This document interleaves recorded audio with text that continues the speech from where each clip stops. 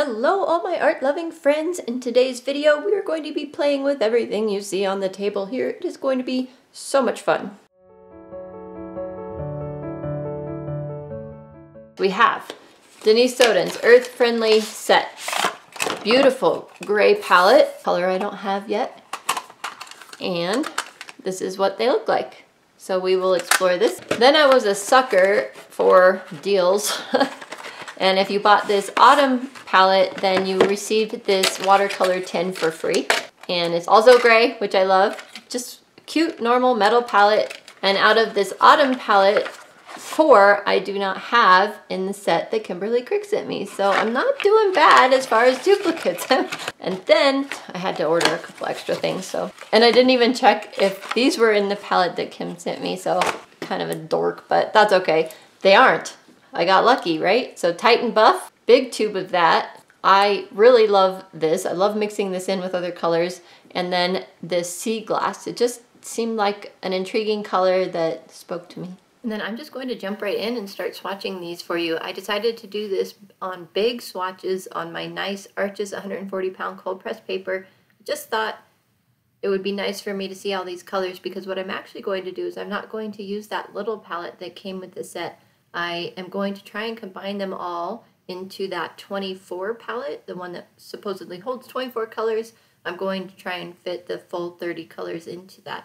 And I put the extra colors that I had, the 4 that were not duplicates, which was Titan Buff, Carmine, Prussian Blue, and the Sea Glass, into full pans. So I'll be fitting half pans and full pans into that palette, and you'll see that later. But just look at these colors. They're so pretty. Isn't that Da Vinci red just stunning? Absolutely stunning. So what I'm cutting out of the video, what you're not seeing because it's very boring, is I am wetting the bottom, 7/8 of each swatch, so that when I hit it, the very top of that is on dry paper and then it comes into wet paper. So if there's any granulation or anything like that, hopefully you can see that come out by having the water down there. And then having the water down there gives me enough working time that when I put the salt on the right side, which is also something I'm cutting out of the video for the most part, is that I'm putting salt on the right side of every swatch just to see how they react, if they react to salt. And it's just a fun experiment to do on your swatch sheets.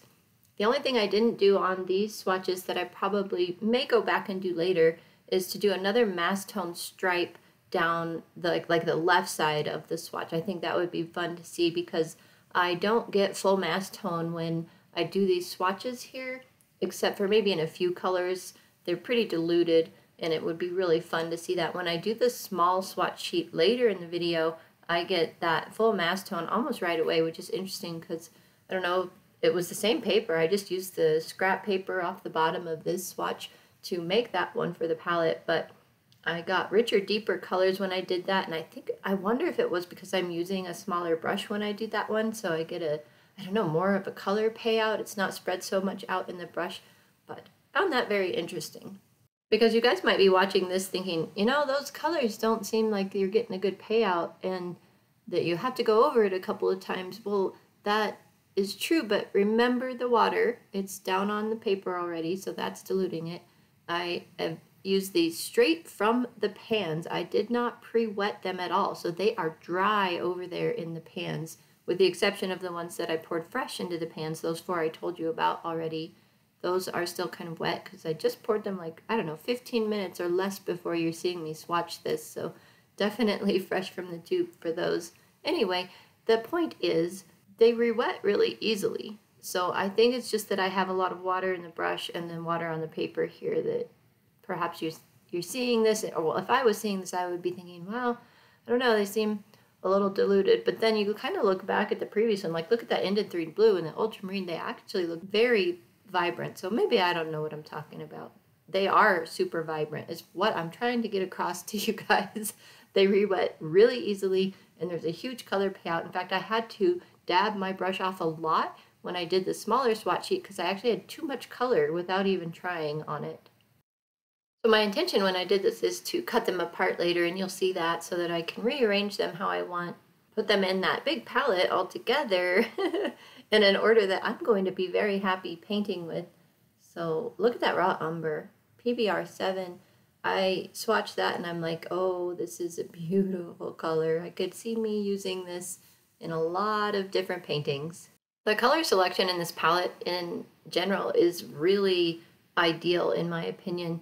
She puts in a lot of very useful colors like the light yellows, the dark browns, purple. I mean, having the Da Vinci violet is just a great convenience color because I really like having a purple in my palette. Let me just put it that way. Yeah, you can make them with reds and blues and all of that, but having that in there is just great. And including the violet iron oxide is such a nice touch because it's just a unique color.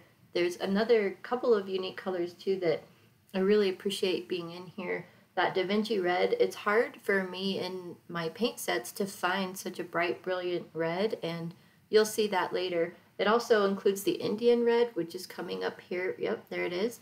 So nice PR 101 color that she included. Just gives you some options for painting unique colors, and I really appreciate that. And I know she put a lot of time and effort into picking the colors in this palette, and you can tell it's just pretty amazing. And she's also released a new palette called Embrace Opacity, and it has some really neat colors in it, as well as two brand new colors by Da Vinci that she and Da Vinci formulated together that just look great. It's a shadow gray and something else. I know a couple of you probably picked up this palette, so if you remember that extra color, put that down in the comments below. But it has lavender, it's just more of the opaque colors. However, when I looked at this palette and the colors that I have from Kimberly Crick, I would have too many duplicates. So yes, while half of them would be new colors to me, half would be duplicates, so I decided that I would not pick up the Embrace Opacity palette, even though it's so tempting and I want it. I don't need it. But I am pretty thrilled that she has released another palette. Look at that raw sienna. Look how it flows in the water. So pretty. I really enjoy these colors. I enjoy these paints every time I've used them, which has not been often enough. But with the no-buy in 2023, I suspect that all of my palettes are going to be pulled out a lot more often, and I'm really excited about that concept. I'm excited about the whole year. And I know a lot of you are doing a no-buy with me, so that's going to be fun as we chat throughout the year and see how things are going for each of us. I'm just dying of curiosity to know how much art supplies I will go through. And as we know from my experiment trying to use up the Himi Mia palette, it does not happen very quickly.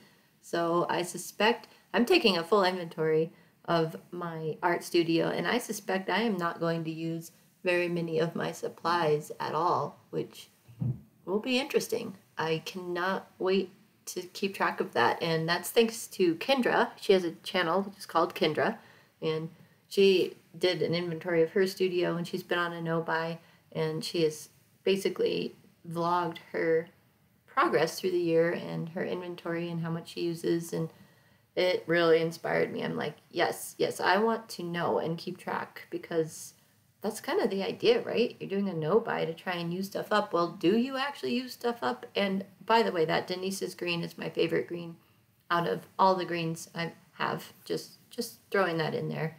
And, oh, Pearline green. Anyway, back to the no-buy. Let me know if you haven't already that you're doing that. Also, I know several of you are. Thank you for commenting on my previous videos. That's really inspiring, knowing that I'm not going to be alone.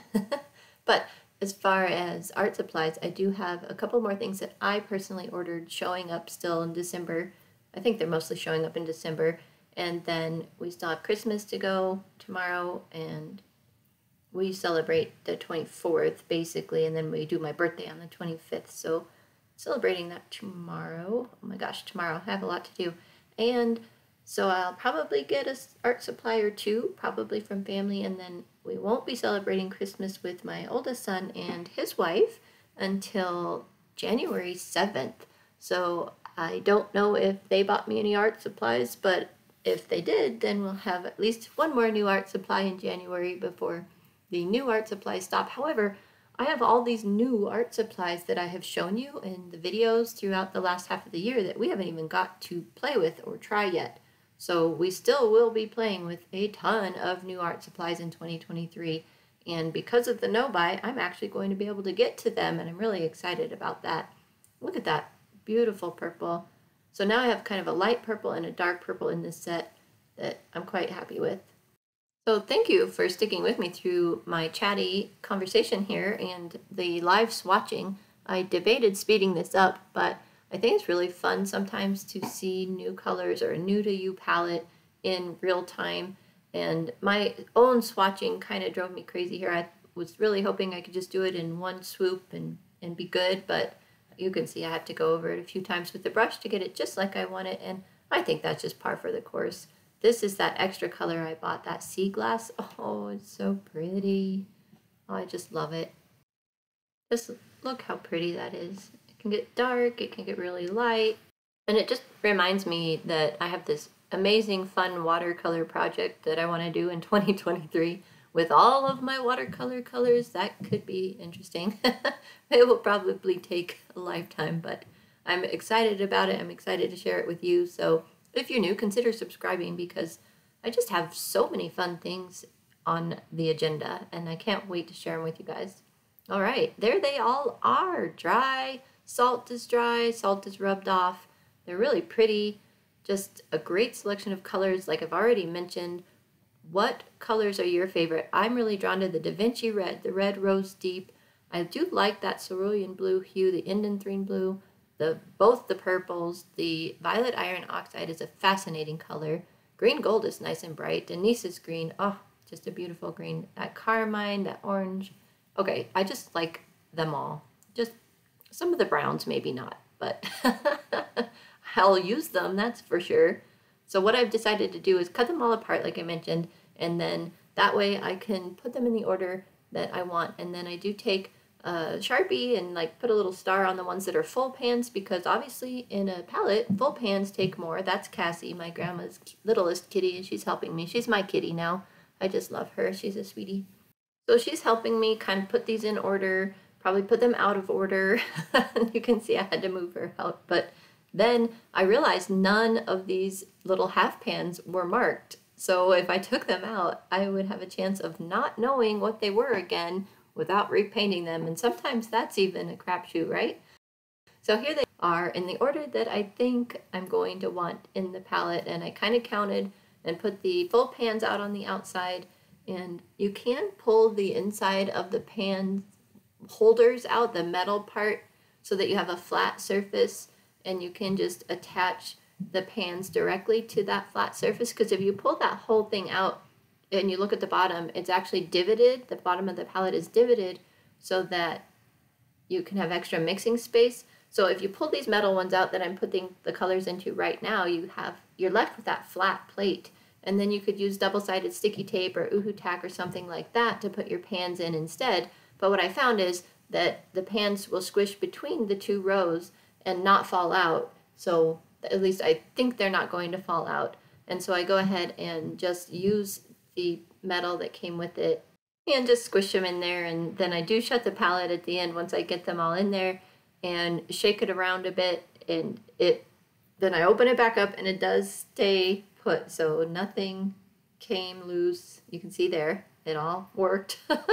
So I risk doing the new swatch sheet for the palette. So what I do on this is swatch them in a gradient, just like I did on the big ones. I do put salt on the right side, even though some of these squares are pretty tiny. It's just fun to see that in your palette, and then you obviously will know which ones react really nicely to salt. Plus, I don't know, it's just so pretty when you do the salt in there. Very small spaces though. You can see I'm jumping around, but that's how it turns out. And when I have such a small space like this, what I do is I put all the labeling on the back side of this and then laminate it. So I still have to write all the color names and the pigment information on the back, because I find myself reaching for that information, looking for that information when I'm painting. I hope you've enjoyed this closer look at all the colors that were included in Denise's Da Vinci Earth Friendly palette, plus all the extra colors I added in. This was a really fun time. So thank you so much for joining me. That's all we have time for today. I will see you guys in the next video. Bye for now.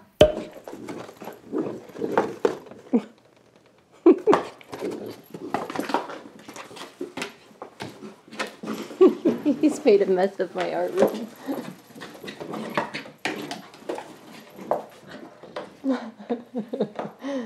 Got your box? Get your box. Oh, he's gone. Where's your box? Jack, where's your box? He's tired. Oh, not tired.